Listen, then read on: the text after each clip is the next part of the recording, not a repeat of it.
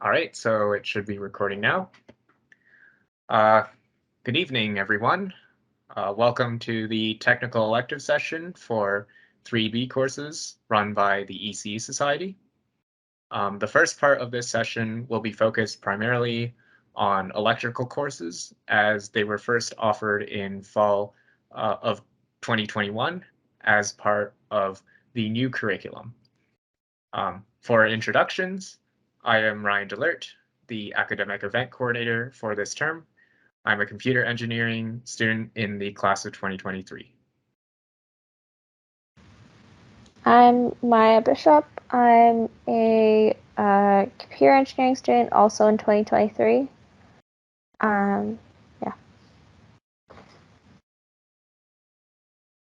I might as well turn my camera on for this. My name is Catherine. I'm in computer engineering as well. I am also class of 2023.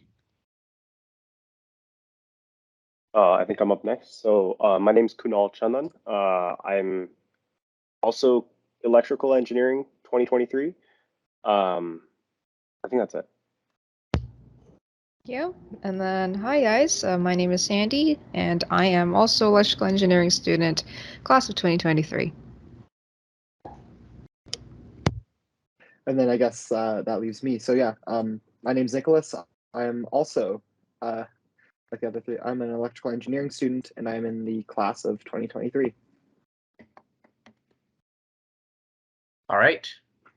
So for each course, the topics to be discussed will be course content, workload, such as assignments and labs, and application towards future courses and the workplace.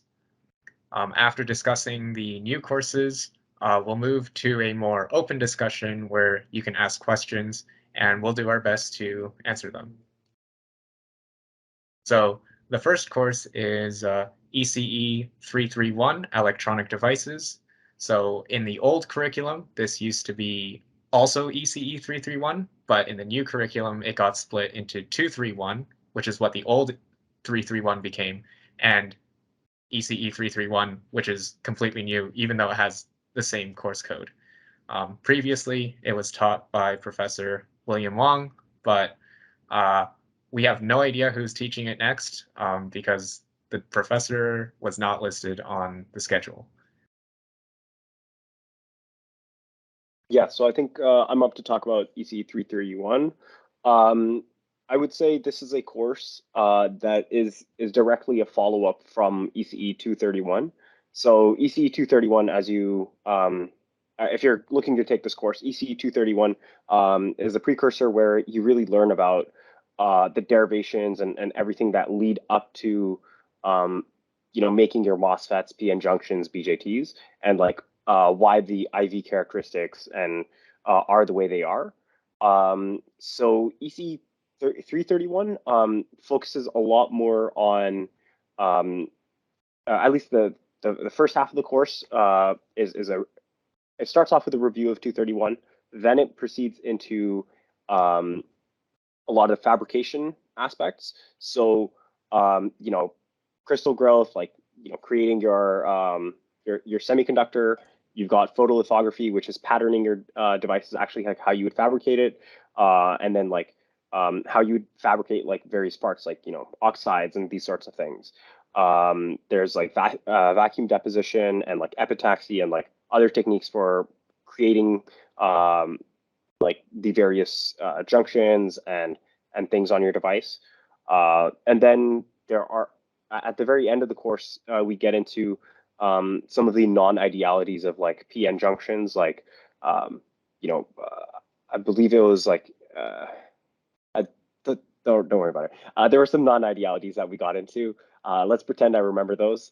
And yeah, it was overall it was a course that it was an extension of, but also parallel to ECE 231. So this really would go more into like what you would want to know before you would go into a lab. And so the course content, that was the course content. Then in terms of workload, I would say it was pretty light. There was a lab, and there was a midterm and final. So the lab had its associated in-lab, post-lab, pre-lab. So everyone should know like essentially what to expect. It's not too different from most other labs in that sense. The midterm and final is very similar to EC 231. The midterm is basically the EC 231 final. And that's about it for workload. It's not the heaviest course you'll take, but it's also not the lightest course. Yeah. And then application towards future courses and jobs or industry. EC 433 is basically a rehash of EC 331, which I'm taking right now. So I'm not sure if there are other courses offered by the university that would take you to an extension of this. But that's that. And applications towards job and industry, I think this would be very beneficial if you were to want to do like any sort of lab position where you would need to know about semiconductor devices. And another thing I should mention is that when I took the course, the lab was in person and it was offered. So we actually went in and fabricated these semiconductor devices. So we fabricated a MOSFET, we fabricated a PN junction, and we looked at the IV characteristics of that. And we were trying to explain why there were non-idealities and there were things that we might not expect to see. So that's about it for what I immediately have to say off the top of my head.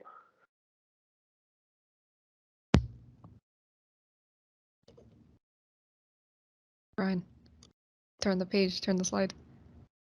Well, I was going to ask, are there any questions? Oh, yeah, questions. Feel free to put questions in the chat if you don't want to turn on like your voice or video or any of that. Yeah.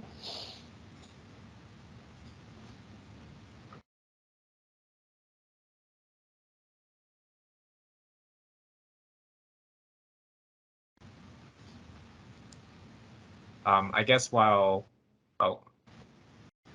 there's a question. Do CE have the background knowledge for this course? In my opinion, probably not. As I said, like ECE 231 is essentially what would lead up to this course. So you would need to know essentially the entire content of ECE 231 for the midterm. So that would be very stressful. You could feasibly learn it. It's just I don't know if I would recommend CEs taking this course. It is very interesting, but I don't know if I would recommend it. And I guess just something to say briefly on the topic is that you know, as you take this course, if you take this course, you'll realize that it's unfortunately, you know, it's one of those things where if you take this course and you want to pursue it further, that's more of a graduate school concern. Sadly, it's the manufacturing and design of semiconductor devices is a highly specialized field, and you know the companies that do it, you pretty much require a PhD, or if not a master's or a PhD to work within the field. So that's something to consider as well when you're taking the course. But you know, Kunal and I took it together, and I'd say that it was one of the most enjoyable courses I've taken. Especially, I can't describe how cool it is to work inside of the clean room and everything, and it's absolutely worthwhile. And if you can get the prereqs and everything to work with it, I would absolutely take this course. Absolutely. Yeah, I agree with what Nicholas said. And there seems to be another question. Hi, I'm currently in third co-op electrical engineering. I'm interested in CPU. Are there TE courses that would be helpful? So what do you mean by CPU? Like CPU design?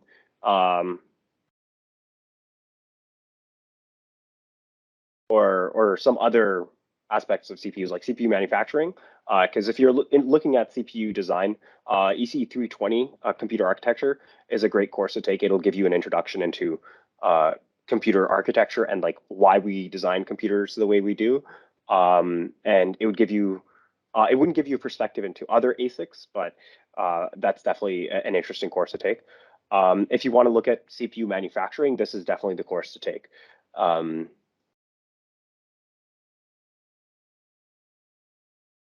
If you're more interested, then also just to add in addition to that, if you're interested more on the digital logic side of things, you know, as far as VSLI, I think, or VLSI-C.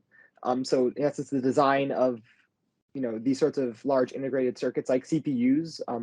ECE 445 goes into a lot of detail about the construction of these digital electronic devices and the use of MOSFETs in terms of that. So yeah, there are a lot of different ways that you can approach it, and I think that covers what we know. All right, thank you.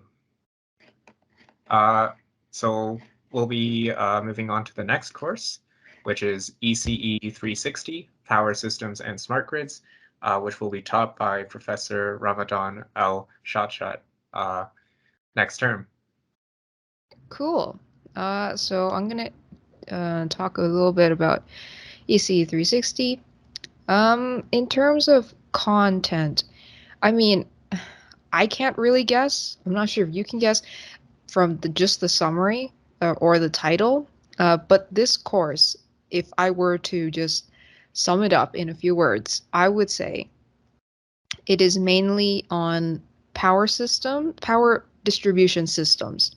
So it's things on power grids, how to get power from a power station like in Niagara Falls, how to transport that energy to your home, and then what kind of loads attached to that power grid and how can affect the transmission of energy from the power plant to your home. It's things like that.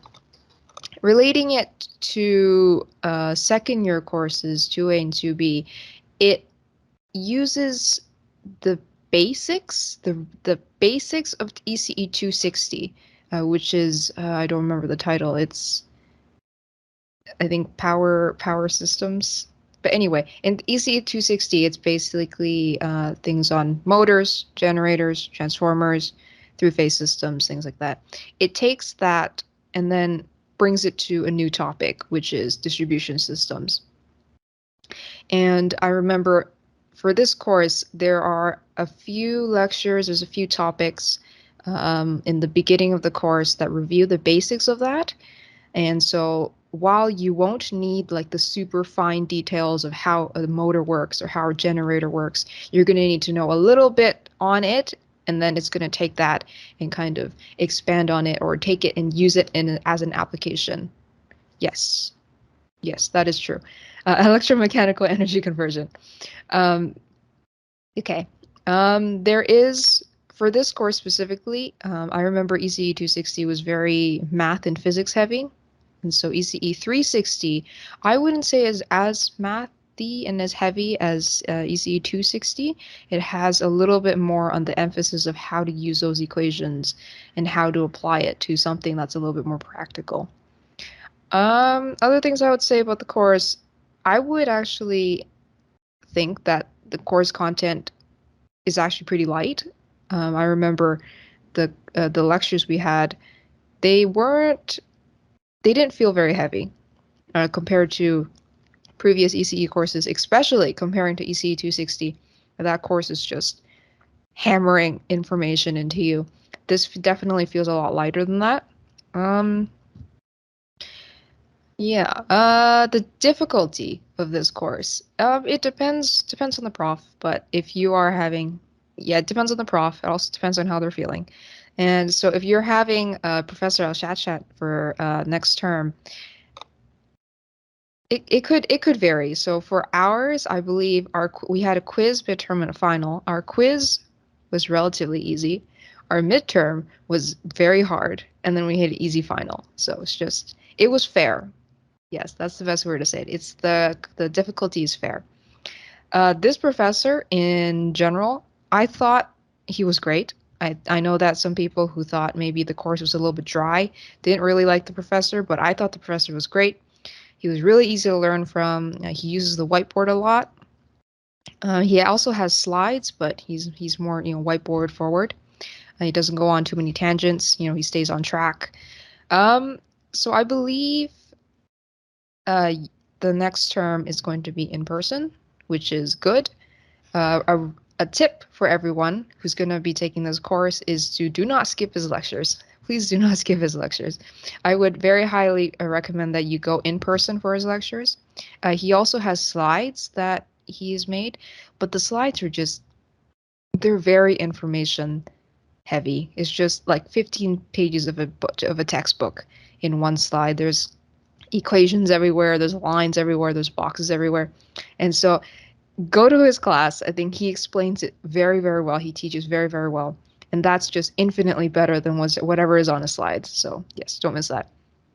In terms of labs, so we had our labs online. We weren't able to actually go in person and do hands-on work.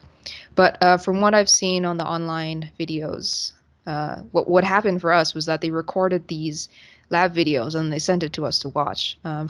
So from what I see in that, it's very. Ryan, why'd you skip? Okay, so Sorry. it's very. Sorry. No worries, no worries. So it's yeah, there's a lot of new things. It's a lot of new things that you haven't seen before in previous labs, previous courses. I think it's pretty short. I don't think the labs are very long. Yeah, overall, not that bad. Yeah, and that's mostly everything that I want to say about ECE 360. Also, I'm just going to add one more tiny little thing that's not related. It's on ECE 373. I know that's not on the agenda today, but take that course. It's a great course. I really recommend it. Yeah, okay, I'm done. All right, thank you, Sandy. There is a question in the chat. What is the easiest and least demanding EE technical elective? 373. 373. I think it depends on your prof. And I think it'll be different this term than it was for us. But I was going to say 313 was probably the least involved course I've ever taken. But I would really ignore that, and I'd agree with Sandy that 373 is on the maybe not. Actually, I'd say it depends. Honestly, it depends on what you enjoy, because if you enjoy it, it feels a lot more. It feels a lot easier than whatever else you're going to take. I'd say that all of them are very fair, and I'd say that they're probably all quite similar in terms of difficulty. So just take whichever ones you prefer. Yeah, because yeah, I'd say that's about it. Remember, you can also pick a computer engineering technical elective. So if you've picked like two EE technical electives, you can also pick, for example, computer architecture as your third one. So you can take a computer engineering technical elective. I wouldn't, for example, if you're looking for something easy, I wouldn't recommend 230. Sorry, 320. Sorry, my bad. EC 320 computer architecture. But if you're looking for an interesting course, that's a great course. But keep in mind that those are also available to you. Just as for the record, ECE 373 is radio frequency and microwave circuits, and ECE 313 is digital signal processing. Okay, maybe we should give maybe a little bit of background for ECE 373 first. It's mainly RF, so radio frequency, microwave. It's almost an entirely new topic. Almost entirely new topic. I think the most you will need is maybe 140 or 240, ECE 140, ECE 240, like circuit basics. And then the rest is everything else is new. So that's a really good course if you're looking to go down the RF route. I know if you're currently taking ECE 375, that one is very, very math and very, very heavy. And it's 373 is nothing compared to that. So it's a really good technical elective.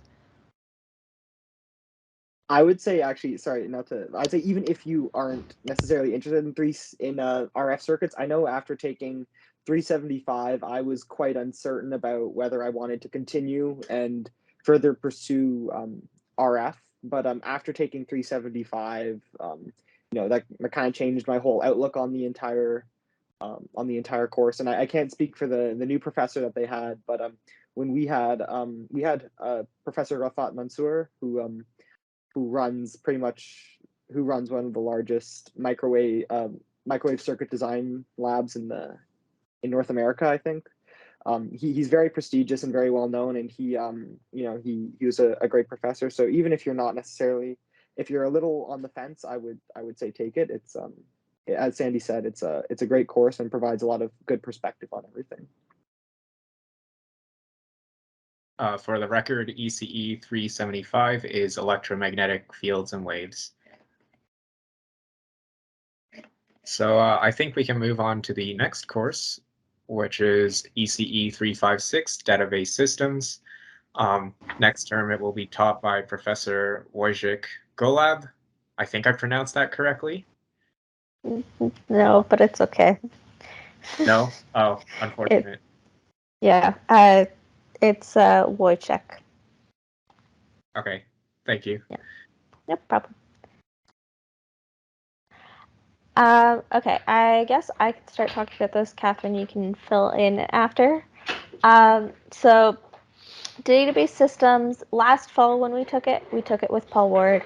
Golab is going to be a much better prof. I have him right now for computer networking, not networking, distributed systems. And he is a fabulous prof. I would highly, highly recommend. In terms of in general database systems, so the way Ward went about teaching it, which I know is going to be slightly different than Golab's, is he goes through starting with relational algebra, so talking about databases in a math sense first, and then translating it into SQL and fully database structures more so, and then we went into some of the database architecture and how that worked. I am just pulling up the syllabus now because I'm trying to remind myself of the deadlines we had. I think we had some assignments, and then we had a final project, which was rather big, and some tests in there, if I remember right. Correct me if I'm wrong, Catherine. Yep. So 3 tests, I believe 4 assignments, and the project, like you said, was like a group project that we had. Yeah, it was a 50% project, so it was a rather big one. That was the final project at the end of term. In terms of, let me just make sure I cover all the topics you want. I do think it's a useful course in terms of if you are wanting to go into pretty much most software development, having a basic fundamentals of databases is very important.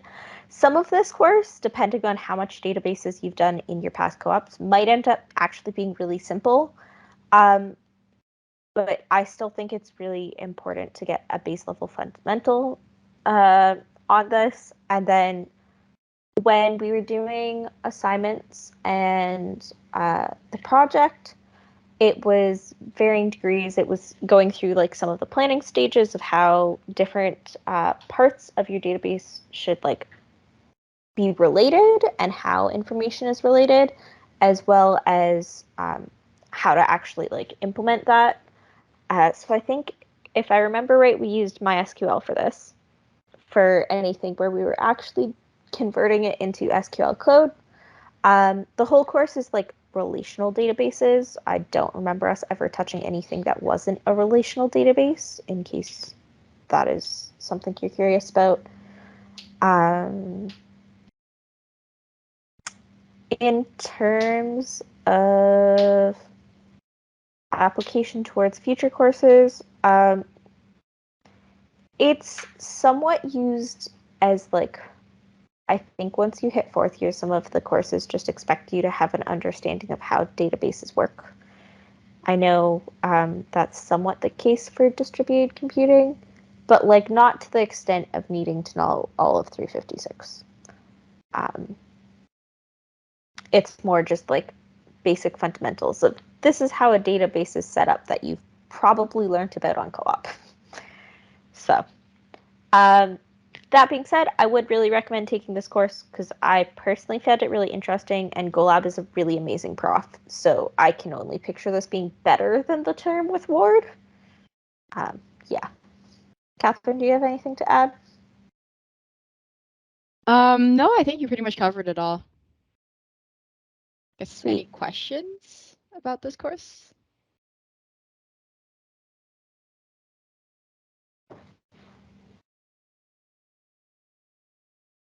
No. Okay, cool. I see typing in the chat. Oh, yes. Oh, sweet. You are you, man. How are the labs like? So, from what I remember, we personally didn't have labs. We had assignments, which sort of were lab-ish.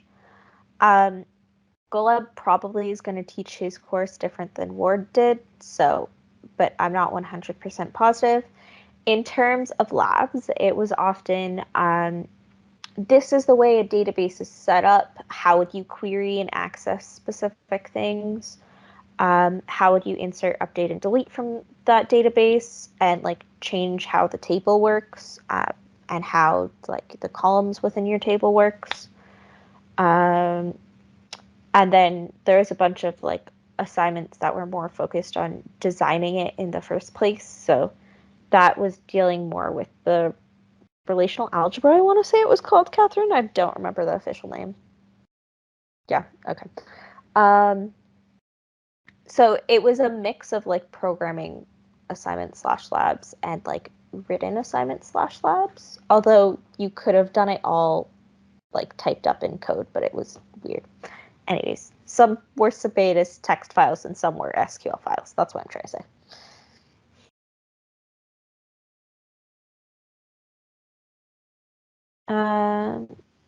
I guess one quick tip is that because the I guess quote unquote labs assignments use the databases that UW has, a lot of times you shouldn't do it at last minute, so like the hour before it's due, just because if everyone's on it, it's gonna get really backed up. So like a 2 millisecond command might take a minute to run. So just Yeah. a heads up there. Would highly recommend doing these assignments early for that exact reason. Just because no matter what the profs do, they can't speed up something that is just like a bandwidth issue. Not enough on the easy computers and servers. So, yeah. Any other questions about ECE 356? And I noticed Ariaman put the course outline from when Golub last taught it. So also take a look at that. It's going to vary slightly from what Ward did. And you might know some more of the topics covered and things like that.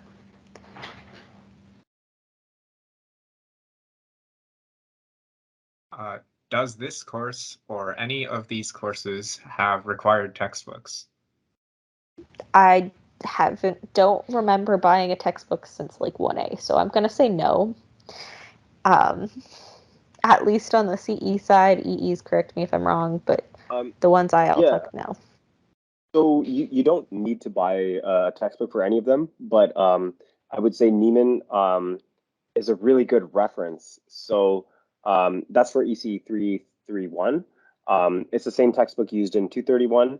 I would highly recommend obtaining the EPUB or PDF through Shady Methods. Yeah. Wait, you mean highly recommend not doing it? Oh yes, yeah. I would highly recommend not doing that. But if you were to do that, it could only be like really bad for you if you were to do that.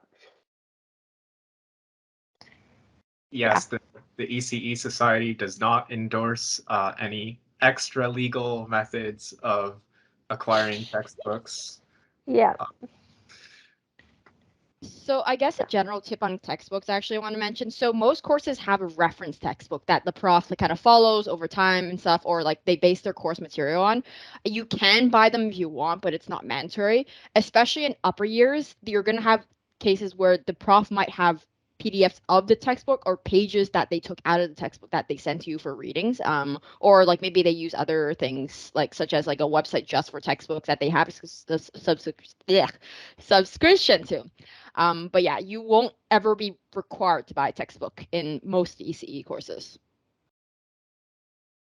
If you are doing like assignments and it's textbook problems, they will typically give you those textbook problems. They aren't expecting you to have the textbook.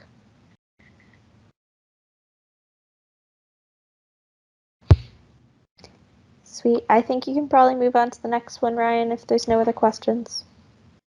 I'll wait a few seconds. Also, maybe slightly unrelated, but in the upper years, there's a lot of profs that like diss the textbook, especially in upper years. They're like, oh, this textbook's not that great. So yeah, most of them probably, they have a recommended textbook that you take a look at, but none of it is required.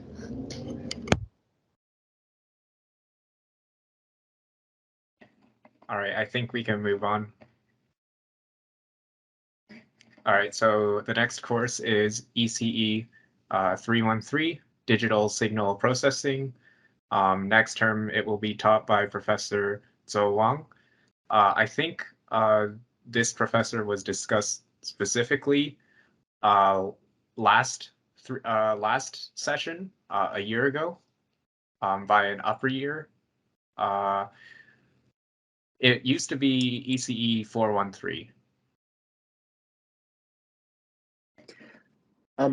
Yeah, so I guess I can discuss about this. So I took this course with Professor Oleg Mihailovich, and because of that, things will be very different, I assume, when you take it. But the general gist of the course was it's very much an extension of, or not necessarily an extension, but it's along the lines of similar courses like I believe ECE 207 is the first kind of foray into sort of digital signal processing.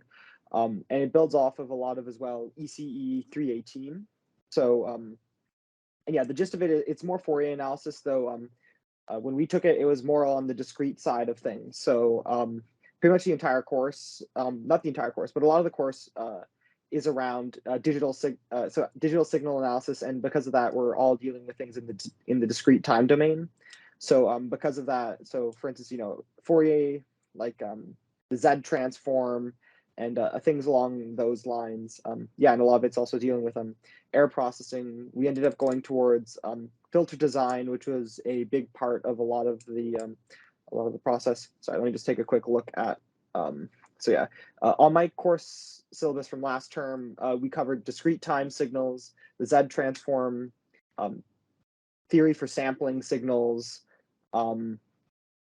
yeah, discrete Fourier transform, and then yeah, filter design, exactly. So yeah, as far as the difficulty of the course, when we had it, or maybe not difficulty, but I'll go over the assignments. In terms of assignments, we had several take-home assignments throughout the term, which was worth 25% of our course. We then had a final course project, which was worth 35% of our course, and then we also had a take-home final exam, which was worth 40% of our course. I'm going to say that I'm going to put a big asterisk besides anything I say about this course. When I took it, it was yeah. So in essence, Professor Mihailovich had an interesting way of approaching teaching this course, and because of that, there are a number of problems with the courses in terms of communication. Yeah, I'd say honestly though, it's if you're interested in this sort of if you're interested in digital signal processing, or if you, for instance, like 318 or any sort of that content, for some reason this course gets like, I mean, I guess they kind of have to put it under something, so they put it under the EE department as part of the EE technical electives. But I'd say that this is useful for anyone, right? As if you're in EE or if you're in CE, signal processing is at the core of a lot of what we do in terms of computing and everything else. So if you're a CE, don't just automatically write it off because it's an EE elective. This is a lot of the theory in this is incredibly useful, and used a lot in computing and everything like that. And control systems, etc. So I would say that, you know, and filter design is something we can all get behind anyway. So yeah, it's a very valuable course, and yeah, I'd say the last assignment was quite useful in our case. We what ended up, well, not necessarily useful, but I like the idea behind it, which is that, you know, we were given a paper for some digital signal processing algorithm, and we had to implement the algorithm and, you know, discuss the merits of, you know, sort of discuss the merits of the paper and everything along that, and present our final results. So it was very useful and hands-on in that regard. We used a fair bit of MATLAB as well, so we had some interesting as part of the assignments, we had some interesting things where, for instance, like we, you know, in terms of correcting for certain added noise to signals. So for instance, as part of one of the assignments, our prof like recorded themselves speaking a word. And then, you know, you add a bunch of noise to it, and using a series of filters, which you had to solve in the problem set, you could then figure out what they were saying. So I'd say honestly, it's a very useful course and very interesting if this is what you're into. If there's any questions, you guys can go ahead and ask.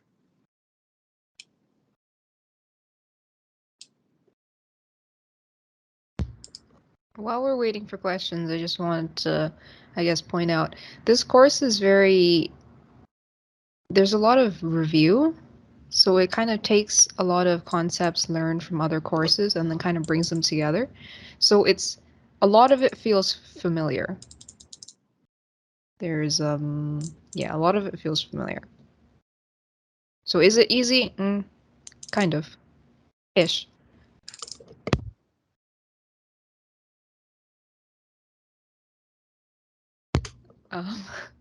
Very good question.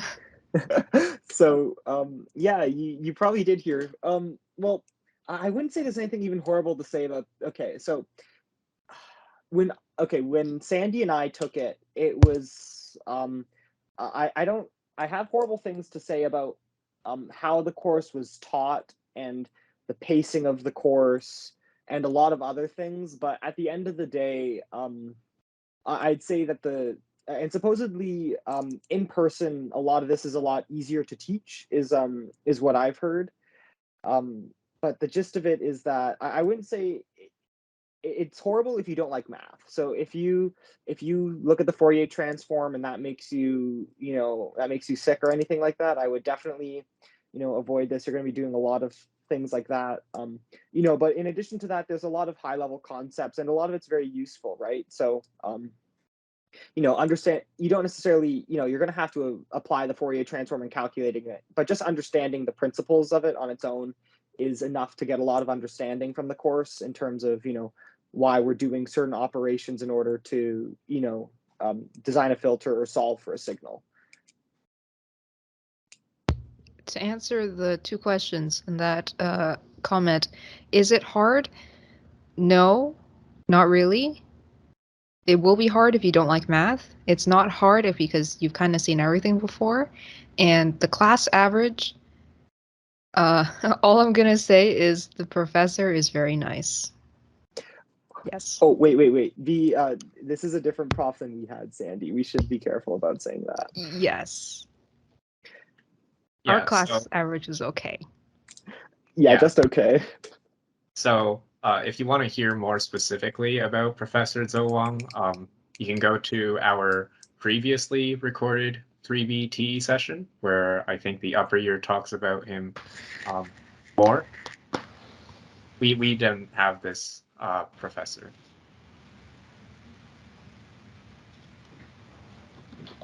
So if there's no other questions, I think we can move on to the other courses. So this is a more free-form discussion. Most of these courses have been, I think all of these courses actually have been covered in the previous session. And for at least on the computer side, they are literally the same profs as last time. I did make a mistake in the last session. I wrote ECE 371. ECE 371 does not actually exist. it's still ECE 373. So are there any questions about these courses?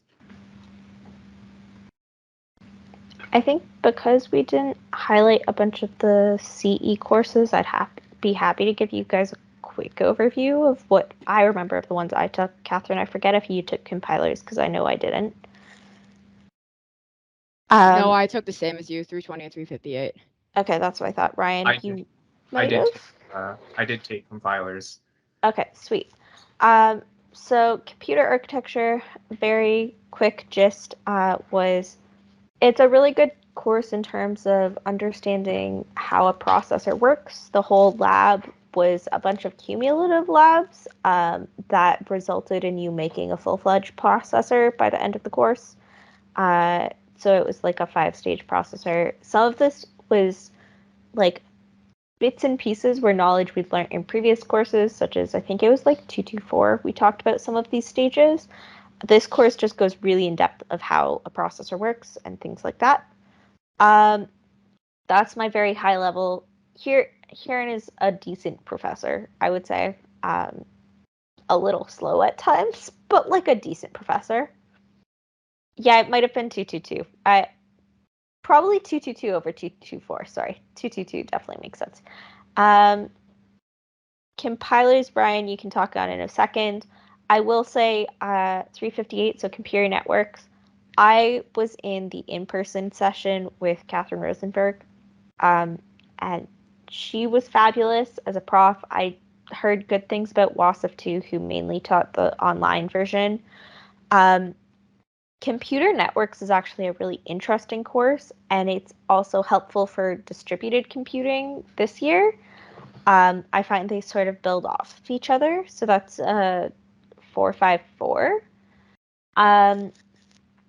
I would highly recommend computer networks. I thought it was really interesting to learn about how you pretty much learn all the different layers in the internet. There's 5 of them, and throughout the course, they try to go through all 5.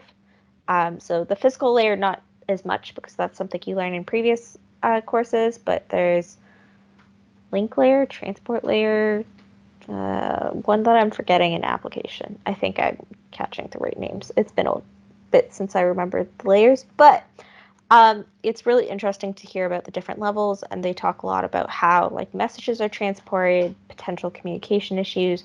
It's also useful in terms of general software engineering. I personally found it useful because it pointed out like things that could cause your program to be slower, things to keep in mind if you're like doing video streaming work or things like that. Catherine, opinions? I guess I can talk more about the practicals of these courses. For 320, I wouldn't say this is warning, more like a caution. It is a lot of work because you're trying to build a processor in the first place, and like each lab builds on top of each other. This one's tough, especially when you're balancing it all with your other courses. Not undoable, it's still doable. We all got through it, but it's just a bit tough in that sense.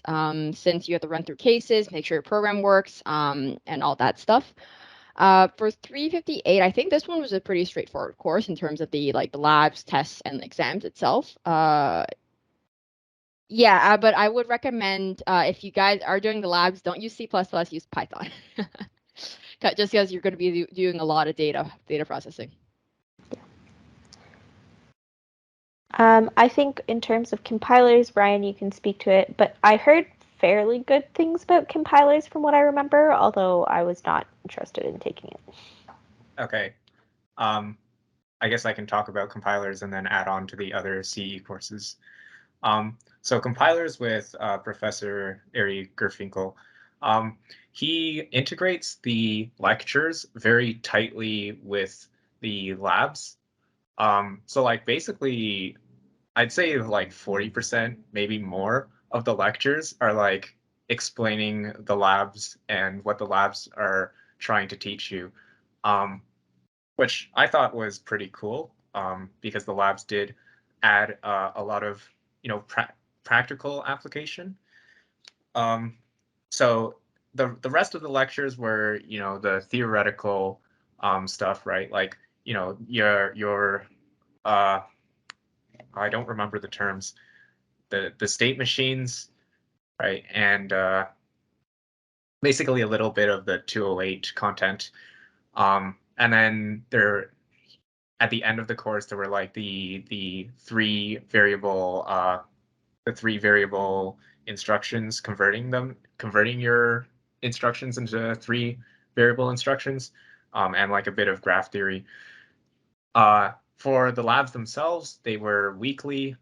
They were very short labs, so it wasn't like super hard. But they were some of them were cumulative. But because they were weekly and they were relatively easy, and we got lots of support, it was not bad at all. And the labs themselves are basically the compiling a subset of the VHDL language. I might have done language twice. VHDL language. Yeah, I really enjoyed the course. Although this was like all online, but I expect the labs to be similar. For ECE 320, so to add on to like the labs being cumulative, that's because the lab, it's essentially just a project to build a fully pipelined RISC-V processor, and so basically it's a more in-depth application of ECE 222.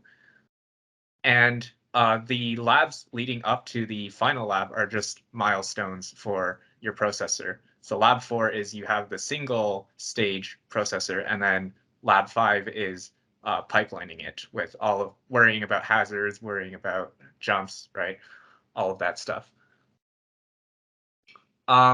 If you enjoy that sort of stuff, like the computer architecture, the digital logic, then I would definitely recommend this course. If you don't like it, the lab will kill you. I wanted to mention that ECE, at least from an electrical engineering perspective, ECE 320 was my most intensive course. That took like by far the most time as compared to any of my other courses. I think that's also something though that varies from CE to EE courses. Oftentimes, our courses will be more time consuming because our labs take longer.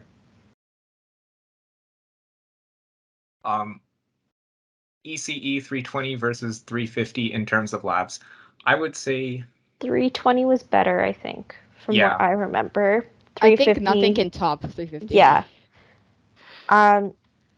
So 320 labs, you're not doing like C or C++ from what I remember. I believe we did them in Verilog. Correct me if I'm wrong. They, as we mentioned already, yes, they built off of each other. But so the way that Patel organized them, the first ones were like very simple benchmarks. Then you get to a fully pipelined like processor. And then after that, you were trying to like parallelize parts of it or something, if I remember right. Well, it was single stage and then pipeline. Thank you. Yes. Okay, sorry. So single stage and then pipeline. That's what I'm trying to think of. Those were the main two, and they both had much more time that they set aside in the course. Like the first couple deadlines happen within the first couple weeks, and then after that, they were like much more spread out because you were expected to take more time to work on those. Plenty of people crammed them. Wouldn't necessarily recommend, but also I sort of did the same. So up to you on that part. Darren asked, how would you rank the 4 CE courses in terms of what is the least time consuming? I think personally, I'd say networks was the least time consuming out of the 3 I took, which was 320, 356, and 358. Catherine, would you agree? When we took networks, we had about 3 assignments. and I want to say a final. We might have had a midterm or something. I don't remember.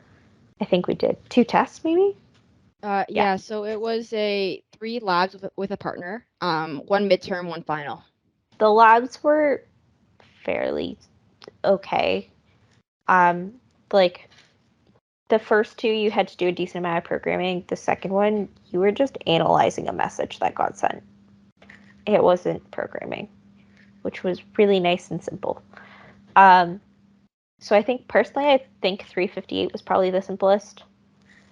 320 might have been slightly more time consuming because of that lab, but it was a more satisfying lab, I would phrase it. Like, it wasn't one that I hated doing throughout the whole thing, if I remember right. 356 I'd probably put in the middle, but the stipulation, though, it started off fairly not too heavy, and then you have the project at the end, and that was very heavy, but that project was also, like, the deadline was put at the end of finals, so the expectation was you're working on it throughout all of finals.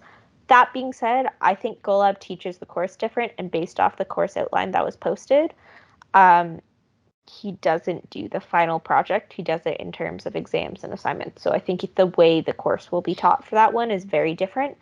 And Golub as a professor in terms of distributed computing right now is someone who very much thinks about his students and tries not to overload us and is willing to like push deadlines around as needed. Not like to an extreme extent, but like doesn't want us being overloaded. Yeah. So in terms of my ranking, I would put 351 as the easiest or least work, then 358, then 320. I spent 20 hours on the weekend before the deadline for the last lab. But someone asked about the EE courses in terms of workload. So I think Kunal, you were going to say something? Yeah, I would like to say something about that, and I would be very grateful if Nick could chime in, because I only took 2 of the EE technical electives. I took 331 and I took 373. I would say both of them were fairly light. Like, you know, you literally just attend the lectures, do some of the homework once in a while, attend the tutorials, and you know, like basically everything, you know, study for the exam, that's about it, and do the labs. It's not the labs aren't, you know, out there to take a lot of your time. So both of those courses, they were just standard courses that, you know, if you do the bare minimum, which in my opinion is attend lectures, attend tutorials, do problems once in a while, you know, don't even do all the problems, just do once in a while, like some of the problems. It's straightforward. They're straightforward courses. Nick, you could talk about 313, and I think Catherine could talk about 360. Yeah, I'll briefly discuss about 313, then I'll pass it off to Sandy for 360. I would say 313 was probably the most time-consuming EE course, or just based off of my impression talking to people. The assignments took a fair bit of time, and there was a lot of fidgeting around in terms of solving things. The last like paper thing that we did also took a fair bit of time, but I would say that it's still very light, objectively speaking. Like, it's not hard. It's quite light material, and yeah, not too heavy. So Sandy, I'll if you want to add more to that, you please feel free, and then also 360. Yeah, sure. So I think I'm the only EE person here that took 3 EE courses, EE technical electives. I feel bad that we keep saying the numbers because it's easier to say the numbers than the actual name of the title. So I'm going to try my best to say the title instead. So I took RF, so that's 373, Power Systems 360, and 313, which is signal processing. In terms of ranking, if you want in terms of workload, I would say all 3 of them are about the same. I think it depends on what the professor wants to do that term. 360, so Power Systems, had the least amount of like assignment work. So the most we had there was just 1 quiz, a midterm and a final and labs. That's about it. For 313 signal processing, we had a bunch of assignments, and then we had a final, and then we had a project. For ECE 373, which is RF, we had 3 quizzes, which were technically take-home assignments, but they were just very long, very lengthy. But it really, tested your knowledge on course content, and they're really helpful in preparing you for the midterm and the final. We also had labs for that. Yeah, labs, midterm, finals. So in terms of workload, I would say maybe 360, so power systems would be the easiest. 313 would be second easiest. 313 signal processing would be the second easiest. And then 373 would be the heaviest in this case. But even heavy is considered pretty light. Also, there's a question that I was asked a long time ago by Matthew saying, which one was better for 360 or 313? So power systems or signal processing. I would say for that, if you're more, it depends on what you like. So if you like, math or physics more, I would recommend that you take 313, which is signal processing. If you like, circuits or applications or like practical applications that you can touch and see, I would go to 360, which is power systems. In terms of difficulty, I prefer 360. I liked it better than 313, but yeah, that is just my opinion. Are there any other E questions? All right, so we are a bit over time, so I think we'll wrap it up. Thank you everyone for joining. Thank you to our panelists for volunteering their time on the weekend. Remember that course selection ends on Monday, this coming Monday, so in 2 days. And we'll be putting this recording up on the ECE Society YouTube channel so that everyone will be able to see this session even if they hadn't attended today. Also, I'm just going to resend. The link I'm sending is last year's version of this session. So they focused on courses a little differently, if I remember right. And you might also hear about some profs, which we didn't have this fall, but you might be having, or we didn't have last fall, but you might be having this fall. All right. Yeah, thanks for attending. Bye. Thank you, everyone. Bye. Bye. Have fun. Don't do drugs. Cheers, everyone.